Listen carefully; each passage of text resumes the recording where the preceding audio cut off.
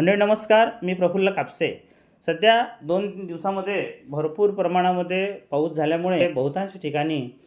कपाशीवर पॅराविल्ट नावाचा रोग आपल्याला दिसून येत आहे। पॅराविल्ट म्हणजे अचानकपणे पाऊस झाला तर त्यावेळेस काय होतं की मुळं झाडाचे कुजल्यासारखे होतात,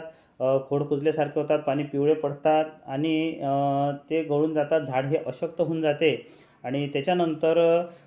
झाडाचे बोंड गळतात, पात्या गळतात आणि बऱ्याचदा झाडसुद्धा ते मरून जाते आणि त्याच्यानंतर फ्युझेरियम विल्ट, व्हर्टिसिलियम यासारख्या बुरशी देखील तिथे डेव्हलप होतात। यासाठी आपल्याला झाडं कोमेजल्यासारखे दिसत आहे, त्या ठिकाणी सर्वप्रथम सर्वात पहिले जेवढ्या लवकर जमेल तेवढ्या लवकर अशी रोगग्रस्त जे झाडे आपल्या शेतामध्ये दिसतात मंडळी, त्या झाडाला सर्वप्रथम त्याच्या मुळाला पायाने असे दाबून द्या आणि दाबल्याने काय होतील की झाड थोडं मजबूत अवस्थेमध्ये येतील आणि त्याच्यानंतर मेडिकलमध्ये मेट्रोजिन नावाची गोळी मिळतं, ज्याच्यामध्ये फ्लॅजिल नावाचा घटक असतो। ते 400 mg ची एक गोळी एका पंपाला 15 लिटर पाण्याला आणि सोबत मुठभर युरिया हे प्रथमदर्शनी असं मिक्स करून आपण जर पिकाच्या बुडामध्ये एक कपभर पाणी पडेल अशा हिशोबाने ड्रिंचिंग केली तर त्याच्यावर